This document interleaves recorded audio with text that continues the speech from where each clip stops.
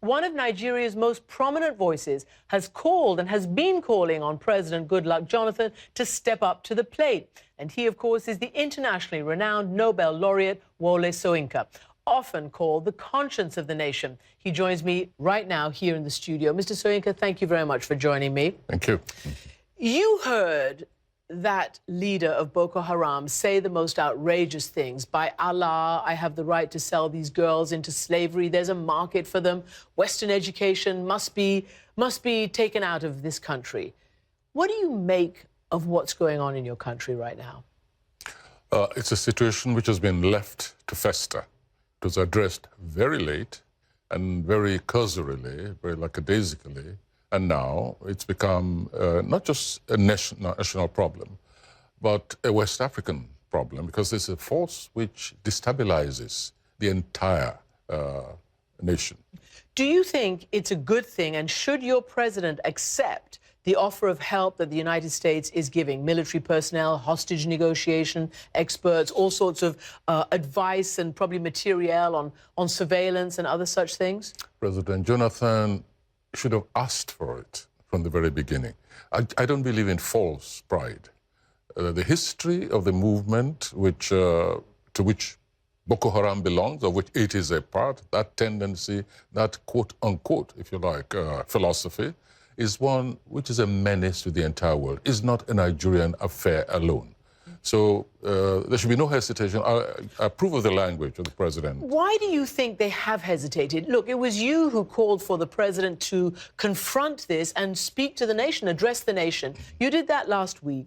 Only this weekend did he follow your advice and actually spoke to the nation. Why has he been, in your words, in denial?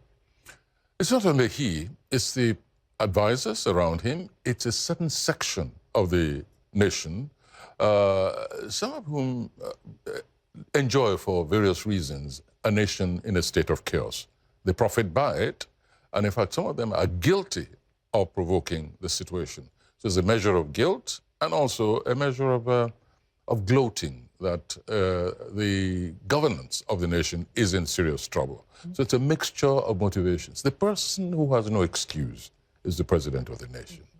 I want to bring up some things that we've been watching. For instance, we've been watching these demonstrations by the parents inside Nigeria, plus many, many concerned activists and citizens. We've seen these demonstrations now spread to Washington, London, and elsewhere. But we've also heard from a father and some parents of these children who were abducted 3 weeks ago. I want to play you what one of the fathers told CNN by phone shortly after the kids were kidnapped. Well, do you know what? We don't have that. But what he was saying was, we know that had the government moved quicker, they could have rescued our girls. What is going on? He says, you know, the government doesn't care, quote, about the poor people of this country. You know, I probably have more questions than you have. For instance, I'd like to know why we are not allowed to see the faces, the humanity of these girls who have been abducted. Why is it that their pictures are not on the pages of the newspaper? Well, why isn't it? Why aren't they? I told you, I have more questions than you have. But is that a government restriction? It's obviously a government restriction. This is a government which is not only in denial mentally, but is in denial about certain obvious steps to take.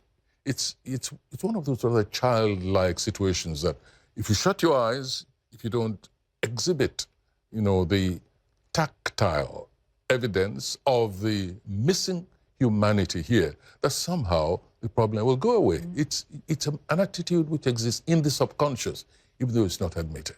Let me play this poor father's sad comments to CNN. Yes. They have a donkey attitude concerning the poor people in the nation. Had it been the government has taken any measure, I believe they would have to restore our daughters. They waited until after 11 days. They have transferred them somewhere else. We parents, we don't know where our daughters are now. You know, when you hear his voice, and we just spoke about it, it really is. Does it make you feel sad? It's angry. It's really agonizing. Really agonizing. It's something which I never thought even though I've been warning for years, it's not, for years about this menace, when it eventually escalates to this level, it's astonishing how one still feels, literally eviscerated by the abduction of these girls. You are a Nobel laureate, yet I have said that you are the voice of a nation, maybe even a continent and a conscience as well. Why is it that you've been warning, and what exactly have you been warning about that hasn't been dealt with? I've been warning especially that the pinpricks of this movement are not confined to Nigeria, and that it should be recognized. Those who understand the history of Algeria, for instance, those who saw the career of the Taliban when they overrun Afghanistan, those who kind of delude themselves that people are going to Somalia to be trained with Al-Shabaab, etc., those who are conscious of what is happening in the rest of the world should have known 5 years ago. And they have been warned publicly.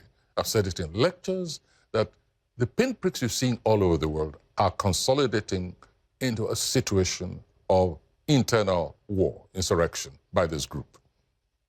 What will that mean for Nigeria? You are, after all, the most powerful economy in Africa, but there is terrible corruption. A lot of the oil wealth is siphoned off right as it comes out of the ground.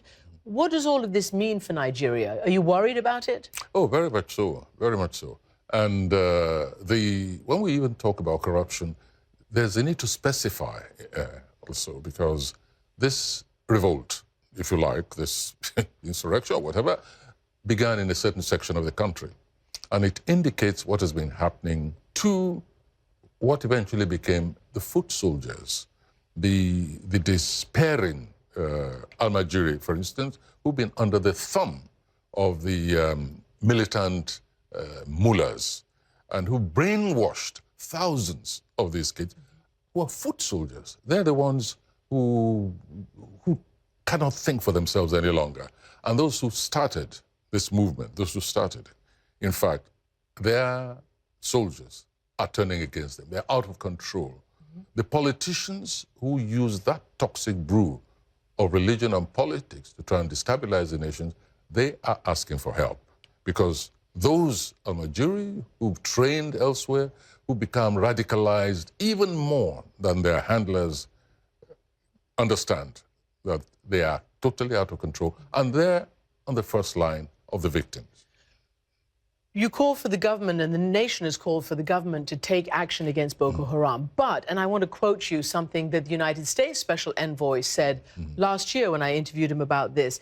He talked about the backlash because of government actions. He basically said, we have received numerous reports of mass arrests, extrajudicial killings, torture, and prolonged detention without due process.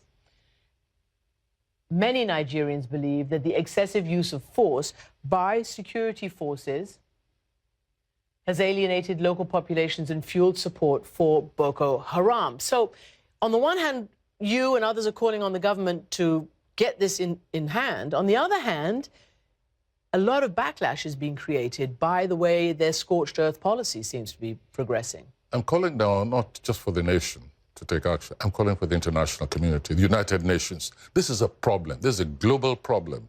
And a foothold, is being very deeply entrenched in West Africa. If, for instance, Nigeria, with the assistance of France, had not moved into Mali, and fortunately, this is one of the advices which this government eventually took, that don't wait for Mali to come to Nigeria, go into Mali and stop them where they are. And France took the lead, we followed immediately in Nigeria, and ECOWAS followed. So it's not a Nigerian problem alone. Now, when people talk about corruption... And that was, of course, when Al-Qaeda in the Islamic Maghreb tried to take over. Al-Qaeda moved in, That's and right. Boko Haram was going to Mali to train, to refresh, to re-equip. And if Mali had stayed in the hands of Al-Qaeda, it's a very different story. Right. The other thing I want to say is this. It's part of the denial when fingers are pointed at certain events in the country without going back to understand how this happened. I'm talking about extrajudicial killing, for instance. It is wrong, it is condemnable, and we condemned it. But to say that because the leader of the original Boko Haram was extrajudicially executed, that is why there is now this upsurge, this is climactic action. This is part of the self-denial, the denial of the real situation. This Yusuf was a killer, a butcher. He should never have been extrajudicially killed, I agree. But this event, this revolt started long before the extrajudicial killing. And the man that they're trying to turn into a saint now was just a homicidal maniac who killed non-Muslims, you know, at the snap of a finger, killed families and forced people to convert or give them a choice, convert or you be killed. Now today I read about, you know, this Yusuf character as if he was a saint and it's only because, and people have the wrong kind of self-deluding piety. Oh, if only he had not been touched. This is nonsense, and the world is being deceived.